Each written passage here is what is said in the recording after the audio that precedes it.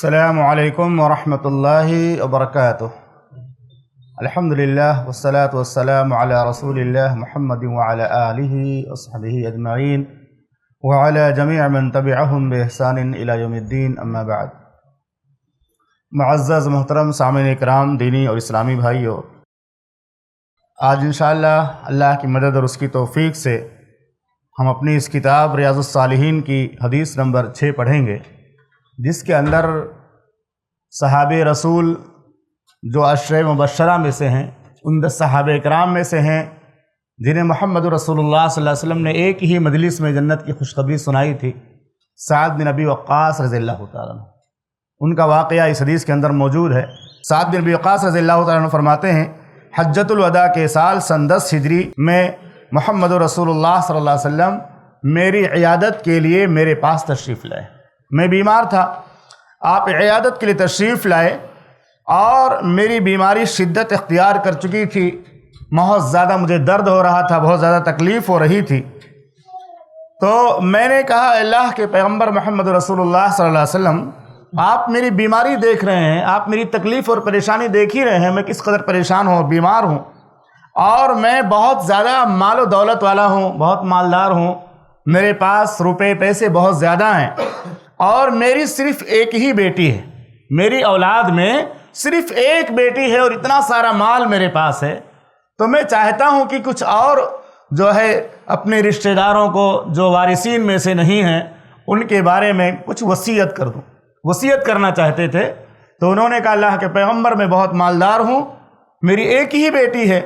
تو میں چاہتا ہوں کہ اپنے مال کا کچھ حصہ وصیت کر دوں کہ کچھ لوگوں کو مل جائے جو ہمارے غریب رشتہ دار ہیں، جو ورثہ میں سے نہیں ہیں۔ تو فَأَتَصَدَّقُ بِثُلُثَيْ مالی، تو کیا میں اپنے مال کے 3 حصوں میں سے 2/3 وصیت کر دوں؟ یعنی وصیت کرنے میں 2/3 کی بات کروں کہ میں جا رہا ہوں، میری وفات کے بعد میرے مال کے 3 حصے میں سے 2 حصہ جو ہے صدقہ وصیت کرتا ہوں اور فلاں فلاں کو دے دینا جو قریب رشتہ دار ہیں، مستحق ہیں۔ تو اس کے بعد اللہ کے نبی صلی اللہ علیہ وسلم نے فرمایا، نہیں، 2/3 کی وصیت نہیں کر سکتے ہو، 2/3 یہ بہت زیادہ ہوتا ہے۔ آپ صلی اللہ علیہ وسلم نے فرمایا، نہیں، قلت فالشطر یا رسول اللہ، اے اللہ کے نبی صلی اللہ علیہ وسلم، میں اپنے مال میں سے 2/3 وصیت نہیں کر سکتا ہوں۔ تو آپ صلی اللہ علیہ وسلم نے فرمایا، نہیں، یہ بہت زیادہ ہے۔ تو میں نے پھر کہا، فالشطر یا رسول اللہ، اللہ کے رسول صلی اللہ علیہ وسلم، پھر میں آدھا وصیت کر دوں، یعنی آدھا مال کے بارے میں وصیت کر دوں کہ آدھا مال جو ہے میرے مال میں سے وصیت کر جاؤں کہ میرے بعد دوسروں کو دے دیا جائے۔ تو اللہ کے نبی صلی اللہ علیہ وسلم نے فرمایا، نہیں۔ قلت فالثلث یا رسول اللہ، پھر میں نے کہا، اللہ کے پیغمبر، 1/3 وصیت کر جاؤں؟ پہلے 2/3 کہا، پھر آدھا کہا، اس کے بعد کہا، اللہ کے پیغمبر، کیا میں ثلث وصیت کر سکتا ہوں؟ 1/3 مال کی وصیت کر سکتا ہوں؟ تو اللہ کے نبی صلی اللہ علیہ وسلم نے کہا، ہاں، 1/3 مال کی وصیت کر سکتے ہو، اور یہ 1/3 مال بھی زیادہ ہے، وصیت کرنے کے لیے ثلث بھی بہت زیادہ ہے۔ اور اس کے بعد اللہ کے نبی صلی اللہ علیہ وسلم نے ایک نصیحت فرمائی۔ آپ نے فرمایا کہ تم اپنی ذریت کو، اپنی اولاد کو اس دنیا میں مالدار چھوڑ کر جاؤ، یہ اس بات سے بہتر ہے کہ تم انہیں غریب و محتاج چھوڑ کر کے جاؤ اور لوگوں کے سامنے ہاتھ پھیلاتے پھریں۔ یعنی جو تمہارے رشتہ دار ہیں یا تمہاری جو اولاد ہے، ان کو تم دنیا سے جاتے ہوئے مالدار چھوڑ کے جاؤ، یہ بہتر ہے اس بات سے کہ تم انہیں غریب اور محتاج بنا کر کے جاؤ، ان کے پاس کچھ مال نہ ہو اور تمہاری وفات کے بعد وہ لوگوں کے سامنے ہاتھ پھیلاتے پھریں۔ اور اس کے بعد محمد رسول اللہ صلی اللہ علیہ وسلم نے فرمایا، تم جو کچھ بھی اللہ کی رضا کے لیے خرچ کرتے ہو، جو کچھ بھی مال اللہ رب العالمین کی راہ میں خیرات کرتے ہو، اور تمہاری نیت درست ہوتی ہے، تم اس خیرات پر، اس صدقے پر اللہ تعالیٰ سے اجر کی امید رکھتے ہو، تو اللہ کے نبی صلی اللہ علیہ وسلم نے فرمایا، اللہ تعالیٰ تمہیں اس کا اجر عطا فرمائے گا۔ یہاں تک کہ حتی ما تجعل فی امراتک، یہاں تک کہ اپنی بیوی کے منہ میں جو کچھ تم لوالا ڈالتے ہو، کھانے پینے کی چیز ڈالتے ہو، اور اس پر ثواب کی امید رکھتے ہو، تو اللہ تعالیٰ تمہیں اس پر بھی اجر دے گا۔ یہ نصیحت کی اللہ کے نبی صلی اللہ علیہ وسلم نے سعد بن ابی وقاص رضی اللہ تعالیٰ عنہ کو۔ اس کے بعد وہ کہنے لگے، اللہ کے پیغمبر، ہمارے ساتھی تو سب مدینہ جا چکے ہیں، مدینہ کی طرف نکل رہے ہیں، جا رہے ہیں، اور میں یہاں بیمار ہوں، ہو سکتا ہے مدینہ نہ پہنچ سکوں اور میری وفات ہو جائے، تو اللہ کے نبی صلی اللہ علیہ وسلم نے آگے فرمایا کہ تم جو کچھ بھی عمل کرو گے یہاں رہتے ہوئے، جو کچھ بھی نیکی کرو گے، لوگوں کے ساتھ بھلائی کرو گے، اللہ تعالیٰ تم کو اس کا اجر عطا فرمائے گا اور تمہارے درجات کو بلند فرمائے گا، تمہاری نیکیوں کے ذریعہ تمہارے درجات کو بلند کرے گا، تمہاری جو ہے اخلاص نیت کی وجہ سے۔ اور اس کے بعد آپ نے فرمایا اور شاید تمہارے یہاں رہنے کی وجہ سے لوگ چلے گئے تو چلے گئے، لیکن تم یہاں رہو اور تمہارے ذریعہ لوگوں کو اللہ نفع پہنچائے، تمہارے ذریعہ اللہ تعالیٰ لوگوں کو فائدہ پہنچائے اور لوگ تمہارے ذریعہ فائدہ حاصل کریں۔ اور اسی طرح سے جو شریر قسم کے لوگ ہیں، جو مسلمانوں کو تکلیف پہنچانے والے ہیں، ان کو جو ہے تمہارے ذریعہ ضرر پہنچے، تکلیف پہنچے۔ اللہ کے نبی صلی اللہ علیہ وسلم نے اس کے بعد اپنے ساتھیوں کے لیے اور اپنے اصحاب کے لیے آپ صلی اللہ علیہ وسلم نے دعا فرمائی کہ اللہ میرے ساتھیوں کو ہجرت پر استقلال عطا فرما، جو ہجرت کر کے گئے ہیں ان کو اس پر استقلال عطا فرما۔ آپ نے دعا فرمائی اللہم امضِ لأصحابی ہجرتہم، اے اللہ میرے ساتھیوں کی ہجرت پر استقلال عطا فرما اور ان کے قدم پیچھے کی طرف نہ لوٹا۔ لیکن مصیبت زدہ سعد بن خولہ رضی اللہ تعالیٰ عنہ تھے، رسول اللہ صلی اللہ علیہ وسلم نے ان کے بارے میں سنا کہ مکہ میں ان کی وفات ہو گئی ہے، تو آپ نے ان کے دعا فرمائی، کیونکہ یہ بھی مہاجرین میں سے تھے اور ہجرت کرنے کے بعد اگر کسی کی مکہ ہی میں وفات ہوتی تھی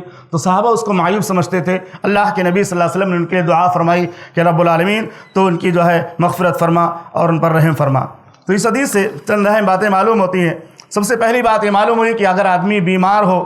تو اس کی عیادت کے لیے جانا محمد رسول اللہ صلی اللہ علیہ وسلم کی سنت ہے، اور اللہ کے نبی صلی اللہ علیہ وسلم جب سعد بن ابی وقاص رضی اللہ تعالیٰ عنہ بیمار ہوئے تو آپ ان کی عیادت کے لیے تشریف لے گئے اور ان کے لیے دعا فرمائی اور تسلی دی۔ دوسری بات یہ معلوم ہوئی کہ یہ مال اللہ کا فضل ہے، حلال طریقے سے اگر مال ملتا ہے، اللہ تعالیٰ حلال طریقے سے روزی دے رہا ہے تو اس سے خود بھی فائدہ اٹھانا چاہیے اور دوسروں کو بھی فائدہ پہنچانا چاہیے۔ اللہ رب العالمین کی یہ بہت بڑی توفیق ہے، اور بہت ساری نیکی آدمی مال کے ذریعہ کر جاتا ہے جو بغیر مال کے نہیں کر سکتا۔ اسی طرح سے اگر کوئی وصیت کرنا چاہے تو تہائی مال سے زیادہ کی وصیت نہیں کر سکتا ہے۔ محمد رسول اللہ صلی اللہ علیہ وسلم نے اس کی حد بندی کی کہ زیادہ سے زیادہ تہائی مال کی آدمی وصیت کر سکتا ہے۔ چوتھی بات اس حدیث سے معلوم ہوئی کہ اپنے بچوں کو، اپنی اولاد کو اس دنیا میں مالدار چھوڑ کر جانا یہ اس بات سے بہتر ہے کہ آپ غریب اور محتاج چھوڑ کر جاؤ اور لوگوں کے سامنے ہاتھ پھیلاتے پھریں۔ اسی طرح سے اس حدیث سے یہ بات بھی معلوم ہوئی کہ سعد رضی اللہ تعالیٰ عنہ جو پریشانی کا اظہار کر رہے تھے کہ میں یہاں پہ رہ جاؤں گا، کہیں یہیں پہ میری وفات نہ ہو جائے، تو محمد رسول اللہ صلی اللہ علیہ وسلم نے انہیں خوشخبری سنائی کہ یہاں پہ بھی رہو گے لیکن اللہ کی دین کی خدمت کرو گے، لوگوں کی مدد کرو گے، تمہارے ذریعہ لوگوں کو فائدہ ہوگا تو تمہاری نیت کے مطابق اللہ تعالیٰ تمہیں اجر دے گا، اس پر جو ہے پریشان ہونے کی ضرورت نہیں ہے۔ اسی طرح سے اس حدیث سے یہ بات بھی معلوم ہوتی ہے کہ اگر کوئی آدمی بیمار ہے اور اپنا علاج کرانا چاہتا ہے تو ڈاکٹر کے سامنے بیماری کا اظہار کر سکتا ہے، کیونکہ ڈاکٹر علاج کے لیے آپ کے بارے میں پوچھے گا تو اس کے سامنے اپنی بیماری کو ظاہر کرنا کوئی عیب کی بات نہیں ہے۔ یا اسی طرح سے اگر کوئی آدمی دعا کرنے والا ہے تو اس سے کہنا کہ میں تکلیف میں ہوں، پریشانی میں ہوں، تو اس کے سامنے بھی اپنی بیماری کا، درد کا، تکلیف کا اظہار کر سکتے ہیں، عام لوگوں کے سامنے نہیں کرنا چاہیے۔ اسی طرح سے اس حدیث سے بات بھی معلوم ہوتی ہے کہ اسلام مسلمانوں کو مالدار دیکھنا چاہتا ہے، اسلام مسلمانوں کو خوشحال دیکھنا چاہتا ہے، تنگ دست اور مفلس نہیں دیکھنا چاہتا۔ اسلام چاہتا ہے کہ ایک مسلمان کوشش اور محنت کر کے حلال روزی کمائے اور کھائے اور خود بھی فائدہ اٹھائے، دوسروں کو بھی فائدہ پہنچائے۔ محمد رسول اللہ صلی اللہ علیہ وسلم نے فرمایا لوگوں میں سب سے بہتر وہ ہے جو سب سے زیادہ لوگوں کے لیے نفع بخش ہو۔ ایک آدمی خود کماتا ہے، کھاتا، لوگوں کو دیتا ہے، وہ اس سے بہتر ہے جو لوگوں سے مانگتا پھرتا ہے، لوگوں پر ڈیپینڈ رہتا ہے۔ اسی طرح سے اس حدیث سے بات بھی معلوم ہوئی کہ سعد بن خولہ رضی اللہ تعالیٰ عنہ مہاجرین میں سے تھے، لیکن آپ رضی اللہ عنہ کی وفات مکہ میں ہو گئی تھی۔ سعد بن خولہ رضی اللہ عنہ کی وفات مکہ میں ہو گئی تھی اور صحابہ اکرام اس بات کو پسند نہیں کرتے تھے، اس لیے خصوصی طور سے محمد رسول اللہ صلی اللہ علیہ وسلم نے ان کے لیے دعا فرمائی تاکہ لوگوں کو پتہ چل جائے کہ وہ اگرچہ وفات وہاں پائے ہیں لیکن ان کی نیت کے مطابق اللہ تعالیٰ ان کو اجر دے گا۔ تو یہ چند باتیں اس حدیث سے معلوم ہوئی۔ اللہ تعالیٰ سے دعا ہے کہ رب العالمین ہم تمام مسلمانوں کو صحیح معنوں میں محمد رسول اللہ صلی اللہ علیہ وسلم کے طریقے کے مطابق زندگی گزارنے کی توفیق عطا فرما، ہمارے گناہوں کو درگزر فرما اور ایمان کے ساتھ موت نصیب فرما، آمین۔ وصلی اللہ علیہ نبی الکریم، السلام علیکم۔ ایسے ہی فائدہ مند اسلامک ویڈیوز دیکھنے اور منہج سلف پر کتاب و سنت کی تعلیمات کو عام کرنے میں ہمارا تعاون کریں تاکہ آپ کے لیے ذریعہ نجات، جنت کے حصول کا سبب، ساتھ ہی مال میں برکت و اضافے کا ذریعہ بھی بنے، آمین۔ جزاک اللہ خیرن۔